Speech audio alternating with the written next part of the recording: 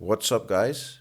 Today is day 74 of Deadlift Everyday, and today I wanted to talk about accusations of steroid use. Now, 99% of the comments I get on my videos are very positive and supportive, which is just awesome to see. But sometimes you have people who are, without any reason, just very rude and accusational. They see someone who apparently is bigger and or stronger than them, and then the first thing they say is, he must be on steroids, or you must be a genetic freak. Because to achieve this kind of physique or strength for an average natty person is just impossible.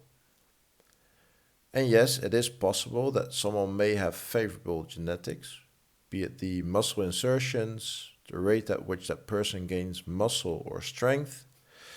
But what they seem to forget is that the people who get accused of using steroids are also the people who, 1, have been training for a decade or more, 2, are consistent with their training, sleep and diet, and 3, know how to train properly.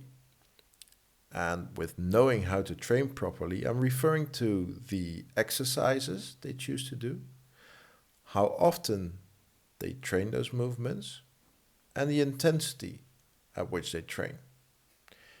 In other words, they are really invested into their training. It is one of their top priorities in life, and they do anything in their power to be just a little bit better than before.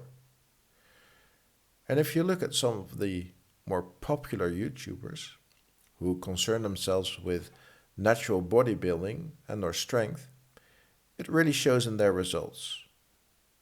The guys I'm talking about are, for example, Alex Leonidas, Hersoviak, Natural Hypertrophy, and GVS. And don't get me wrong, these guys may have good genetics, but they are definitely not all genetic freaks in terms of how fast they build muscle or strength. What they do all have in common is what I just mentioned. So 1, they have been training for a decade or more.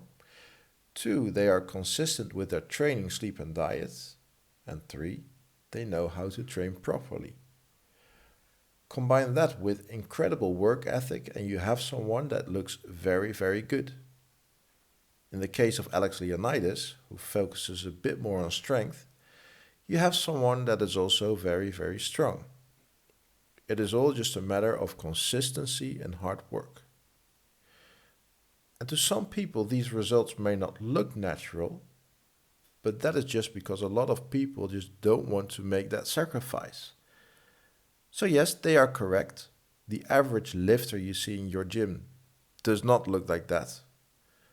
But they need to stop selling themselves short by thinking you need to take steroids in order to look like that. The natural limit is way beyond what you think is achievable. I'd go as far as to say that this limit does not exist. Sure, you will never look like Ronnie Coleman, but like I just said, the limit is way beyond what you think is achievable. And in a way, these accusations are kind of a compliment because what you've achieved is apparently something that stands out. But on the other hand, it is also downplaying the hard work you've done over the many years of training. I just always try to look at the positive side of things, so I just take it as a compliment. It just shows that many people are very uninformed about what is achievable naturally and what it is like to train hard and consistently. So even though I think we'll never get rid of these accusational comments, I think by more and more people showing what is attainable naturally, we are moving forwards. Alright guys, that is all I have for today. I hope you liked the video and I will see you guys in the next one. Peace.